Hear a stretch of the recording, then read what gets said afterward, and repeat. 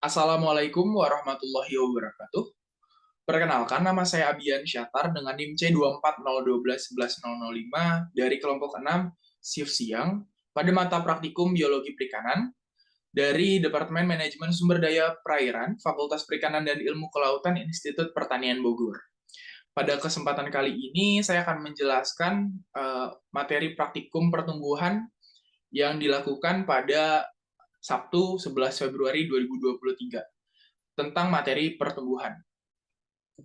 Jadi, perikanan sendiri dapat didefinisikan sebagai sebuah sistem yang mencakup interaksi antara komponen biota perairan, habitat perairan, dan penggunaannya oleh manusia dengan sumber daya yang dapat diperbaharui.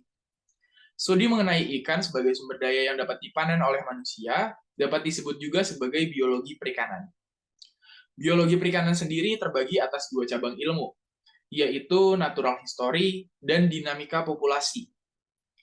Natural history ialah ilmu yang mempelajari pengetahuan alam dari ikan tentang bagaimana sejarah, daur hidup, makanan, dan perkembangan populasinya.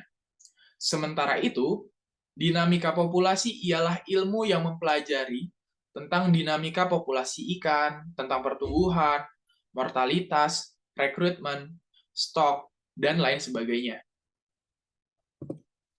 Pertumbuhan populasi adalah pertambahan atau penurunan populasi dalam satu satuan waktu. Pertambahan ini dipengaruhi oleh kelahiran dan kematian, serta migrasi. Pertumbuhan eksponensial, yaitu populasi memiliki tingkat kelahiran yang konstan melalui waktu dan tidak pernah dibatasi oleh makanan atau penyakit. Pertumbuhan logistik dalam populasi pertumbuhan individu menunjukkan pertumbuhan eksponensial yang tidak dibatasi oleh makanan ataupun penyakit. Selanjutnya kita akan masuk ke dalam praktikum kemarin. Tujuan utama dari praktikum yang kami lakukan kemarin ialah untuk mengetahui perkembangan yang dialami ikan melalui analisa parameter panjang, berat, dan morfologi ikan. Selanjutnya, kami juga memprediksi pola pertumbuhan ikan, faktor kondisi, dan kelompok umur, serta menduga pola perkembangan populasi yang diamati tersebut.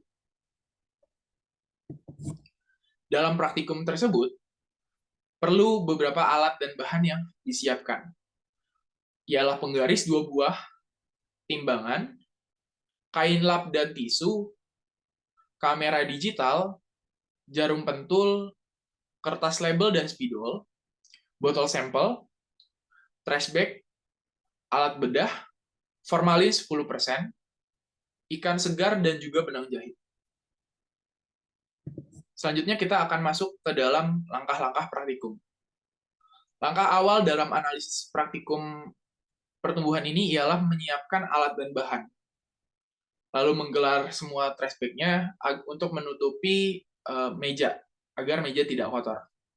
Lalu menyiapkan ikan segar yang akan diamati. Ikan segar tersebut dilap dan dikeringkan dengan menggunakan tisu. Selanjutnya ditaruh ke dalam baki dengan menghadap ke arah kiri. Dan di sampingnya diberi label agar ikan yang diamati tidak tertukar dengan ikan yang lain. Setelah diberi label, lakukan pengukuran panjang dan bobot. Pengukuran panjang ini berupa panjang total, panjang baku, dan juga panjang cagak. Tinggi ikan juga diukur. Selanjutnya, untuk bobot sendiri dilakukan pengukuran dengan menimbang dengan timbangan. Semua ikan tersebut ditimbang dan diukur. Setelah itu, hasil pengukurannya dicatat dalam sheet yang telah disediakan. Setelah data panjang dan bobot diambil, selanjutnya adalah melakukan pembedahan ikan. Tapi sebelum itu, jangan lupa untuk memfoto atau mendokumentasikan dari ikan yang masih segar. Setelah melakukan pembedahan,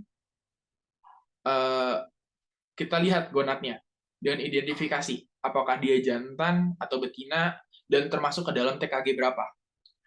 Nah, jika termasuk dalam TKG 3 dan 4 dan dia betina, maka simpan untuk taruh di dalam satu botol jar. Gitu.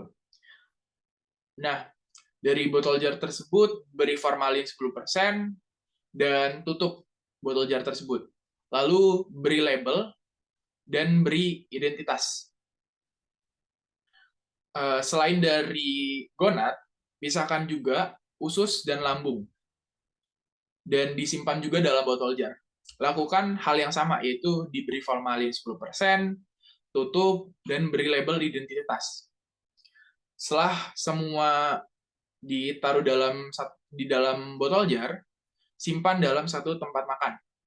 Nah, tempat makan tersebut juga diberi identitas untuk mengetahui punya siapa. Setelah diberi identitas, dalam satu kelompok ini setiap tempat makannya disimpan dalam satu eco bag yang sama.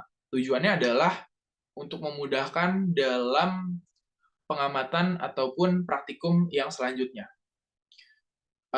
Setelah itu semua selesai, bersihkan kembali alat dan bahan yang telah digunakan dan juga buang sampah pada tempatnya.